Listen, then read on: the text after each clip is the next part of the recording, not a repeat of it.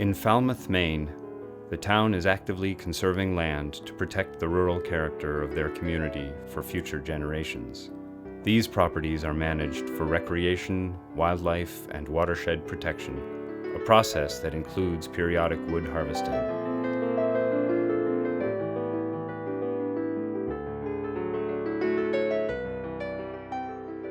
In the past 5 to 6 years, the town of Falmouth has really taken a few new steps to increase its open space acquisition. In 2007, the voters decided to appropriate a fairly large sum of money for the purchase of open space.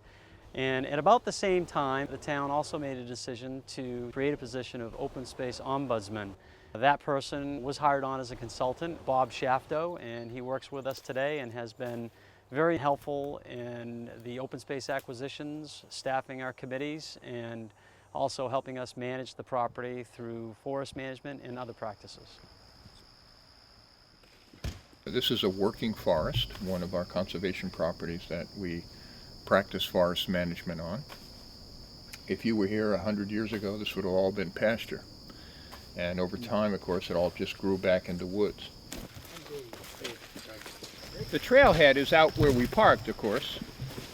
We don't want to follow this woods road. You can see this is sort of the main drag for the harvesting, where the skidders dragged all the trees out to here, and consequently, this road here got a lot of traffic.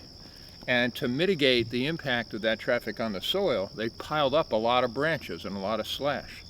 So trying to walk through there is pretty difficult. So we're taking the trail in this way. And you can see it's already been pin flagged. We're basically following the pins. Think about yourself holding a door and walking through the woods. You want clearance, at least 6-8 feet high if you can get it, and about 3 feet wide.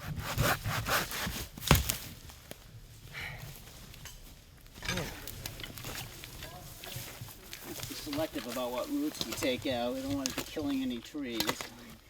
I enjoy using the open spaces that our community has. I'm active with our local land trust, and been active with our Conservation Commission and Open Space Subcommittee. Plus, I'm a mountain biker and enjoy using these trails in a sustainable way. And it's a good opportunity to have people access areas that heretofore have not really been accessible at all. And it's a great opportunity. We've done a great job in our community acquiring land and securing rights and privileges to use these areas. And this is sort of a way to make good use of it. And it's been well received by our community, and we hope to do a bunch more. If you look at these trees, they're all the same height, basically, and the same size. What foresters call an even age stand. There's hardly any understory. There is now because we're getting more light into it, but the object is to open it up and get more light and get diversity in the forest. And the way the cut is organized is what's called worst first. So you take out the infirm trees, the trees that lack vigor, trees have been damaged, storm damaged, that kind of thing, and you leave the strong, larger trees. So as you look in the areas that have been cut, you'll notice, for example, big pine trees that have been left. And that's for a reason, because we want them to grow even bigger, and we want them to generate seed to reseed the area. The wildlife in here is pretty limited. Without any understory, you're missing a whole set of species that normally would be here. So by diversifying it, you get wildlife benefits, and you also grow much healthier, stronger trees. What we've discovered is that with good forest management plans for each of our properties, we've been able to diversify habitat, ensure that the tree growth in those stands are healthier than what they were before. Aside to all of that, it's also generated some income for the town to be able to use that for additional open space planning and acquisition programs. One of our premises on our open space initiative is these properties have to pay benefits back to the community. Now that can be recreation, snowmobiling and nature study and mountain biking and hiking and all those kind of things, but it can also be resource sales. We have one and about to build a second wood-fired boiler to heat our schools in town. Well, that requires wood chips. Our schools are saving hundreds of thousands of dollars a year on heating now by getting off oil. You know, the argument for me is very similar to the argument being made now for locally grown food. Don't drive your food here 3,000 miles to eat it when you can grow it here. Well, we ought to be growing our own energy. Maine has a tremendous energy potential in wood. You know, our motto is see new places, meet new faces. Most of these trails are on properties people in Falmouth, most people have never seen, don't know exist. And they're beautiful when you're out on them. And the other thing that's been a serendipitous benefit, we have people here like Dave, who's lived in town for over 70 years. And then we have Ben, who's 21, 2 years old. Sometimes we have kids 10, 11 years old with the parents. And the stories that get told, what Falmouth was like in the 1950s. So it's a way of community building, a sort of transmitting from one generation to another the local lore.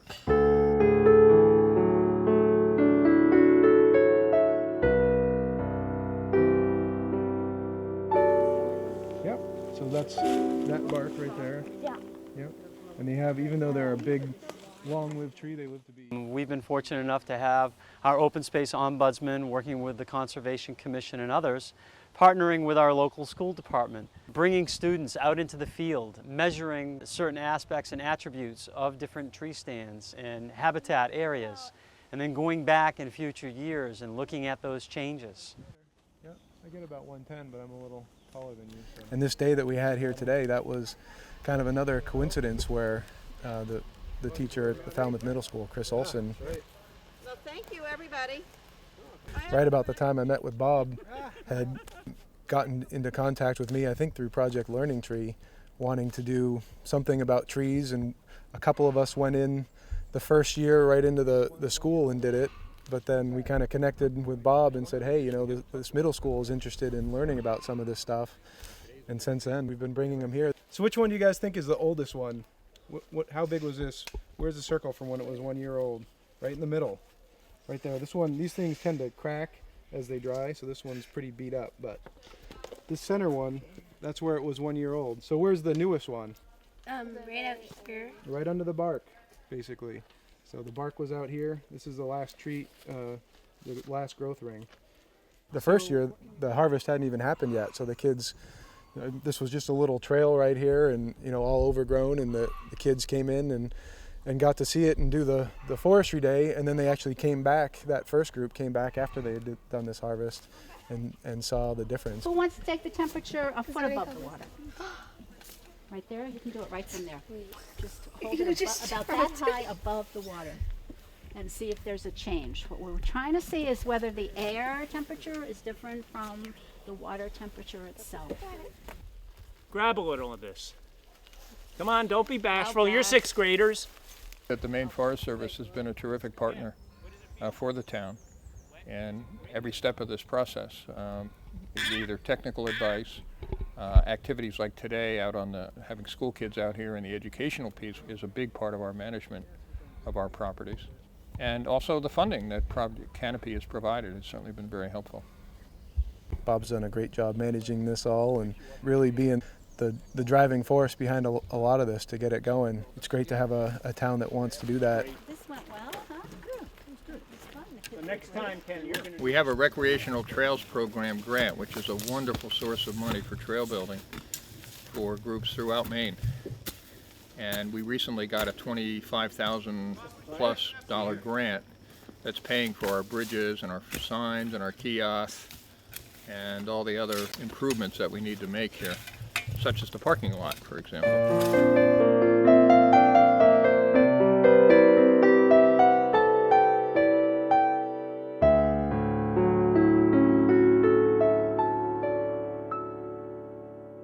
There's been a level of education that we didn't expect. We've had some people question, well, gee, if you purchase property and you're planning on managing it in conservation, shouldn't you let the property just go forever wild? So there's been an education process to try to inform people that forest management is not inconsistent with conservation efforts. That stream that goes across there is Hobbs Brook.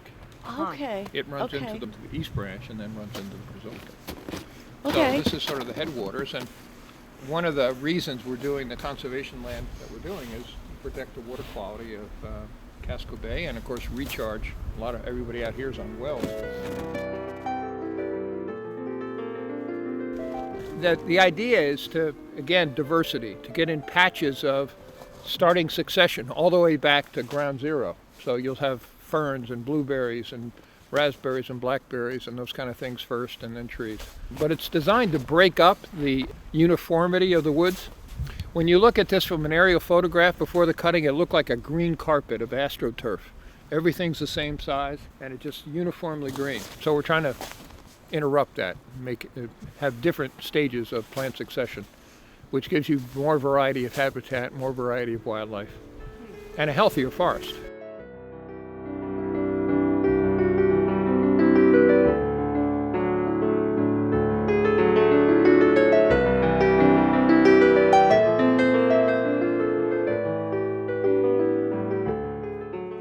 This is Falmouth's newest acquisition, the East Branch Conservation Area. It's 55 acres along the East Branch of the Piscataqua River. Very productive wildlife area, and of course important for preserving the water quality of Casco Bay. We do have a canoe trail that starts here.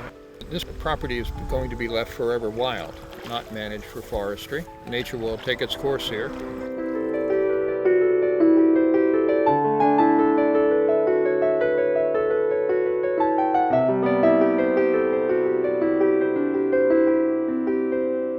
My feeling is you can't preserve nature. Nature's always changing. And if you're not going to harvest these trees, nature's going to do it because there are too many here. These trees won't all survive. They're overcrowded and subject to insect attacks. So it's not unlike your garden. You know, you thin the carrots because you want a few bigger carrots rather than many little tiny carrots. And in 30 years, we're going to be making some fairly substantial money here in terms of selling high quality timber, not wood chips, but saw logs and oak veneer logs and those kind of things. Open space is of value to any community. In a community, suburban like Falmouth, that already has much of its property developed, it's important to try to maintain some of the town's heritage, old farming areas, natural resource areas, yet while maintaining a balance for those areas that can continue to grow. Open space is important for so many things, from ecological values, habitat values, recreation values, wellness, getting people outside. And it diversifies the overall makeup of the town, adding value to all properties.